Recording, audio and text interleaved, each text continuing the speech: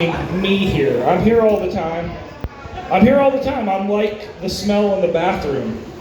I'm here all the time, you know what I mean? And like the smell in the bathroom, I smell like the smell in the bathroom, you know what I mean?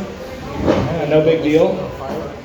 But it got me thinking. I started thinking about the things that, the things in the bar and me and the relations that might happen, you know? For instance, like, I'd want to pretend like I could be like the noble bar stool holding up the out of shape weight of this drunken world we live in, you know, what a profession. But no, it's like, I know what you're thinking too when I say I could be a bar stool. Like, yeah, you're certainly a stool, I get that.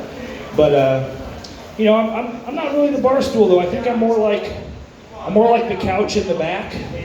You know, kind of lumpy, kind of saggy, kind of faded, a little bit worn, a little bit sticky.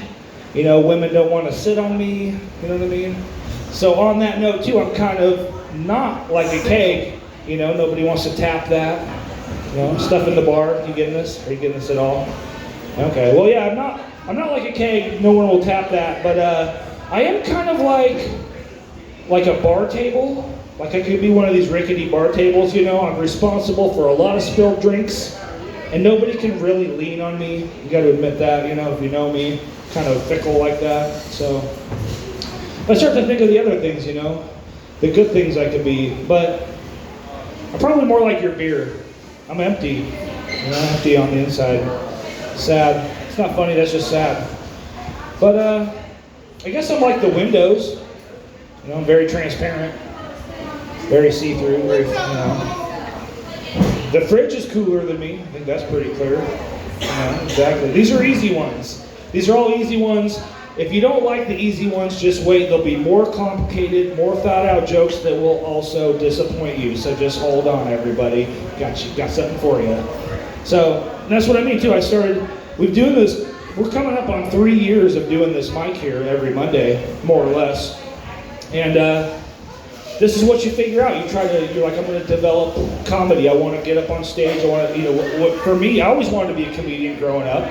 You know, imagine being able to make people happy and get paid for it. What a dream. You know, that sounds excellent. So I started doing comedy. I was like, I could develop like my wit, maybe my public speaking, you know, maybe like, develop all this stuff. What I did end up developing was like irritated friends, disappointed family, and pretty much non-existent sex life. You know, like, what I mean by that, for instance, irritated friends. Like, my friend would be like, oh, my dad died. And since I'm thinking of jokes all the time, I'm going to be like, well, that's not very funny. You got to punch that up a little, you know, add some jokes to that. You know, for instance, knock, knock. Who's there? Not your dad. See, exactly.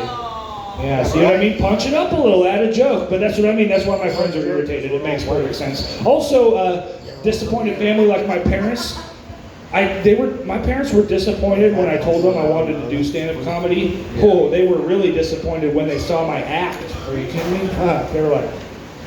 I also was going to say the non-existent sex life thing. You know. Not true. No, it's a little bit true. There's this one woman left me, this is a little while back, a woman left me for a one-armed man. This is totally true story, this is not made up. A woman I was dating left me for a one-armed man. I met her here at comedy and everything. And I was like, what does he have that I don't have? Because I know what I've got that he doesn't have. You know, jokes you can fully embrace. You know. But he would do jokes here, you know. He would do jokes down here and all of his jokes were about having one arm. Kind of a one-trick pony. You know, I'm like, this guy's not funny with two arms. I don't even know. Exactly. So I know you're like, why are you so hard on this guy? It's because, like I said, I was dating a girl that went with him. So not even 2 weeks after we broke up, I just sit here and listen to him tell jokes about clumsily banging her. You know what I mean? So I was like, oh, that's rough. So you see why I wouldn't go out on a limb for this guy, clearly. So, exactly. So, but that's the thing though, I've been trying to develop this whole comedy thing and I've been feeling very comfortable with it. I've been happy with it. It's been fulfilling in ways that I would have never expected. And it makes me want to just go back to like every guidance counselor and every teacher and every judge, every cop, every bully, every old guy I had to jerk off in church, you know, all these people. Say, listen, buddy, you were wrong about me. I'm not a loser. I'm here right now telling shitty jokes to a room full of drunks in a dive bar. I've clearly made it. Boom. Got him, you know. So I'm comfortable with it. And that just goes to show that if you spend a lot of time and effort and really devote your life to something you care about, you can still be really bad at it. So thank you guys. I love you. I'm Brando. We are going to move down the list. Like I said, reiterate, we've got a list over here. It's